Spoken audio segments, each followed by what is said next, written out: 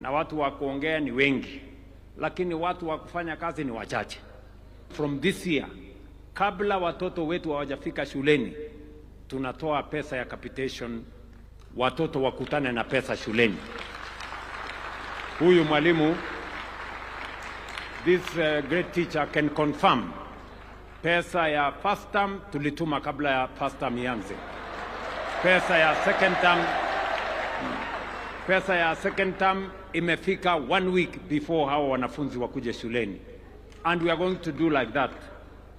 On 23rd of this month, of last month, of April, tulituma pesa bilioni 23 kwa mashule yetu yote. Mimi nataka niwaeleze wale wanaongea mambo mingi. Pesa ya first term tulituma first term. Pesa ya second term tumetuma second term. Ile imebaki kabla ya third term kufunguliwa, tutatuma pesa ya watoto wetu. We have made it deliberate.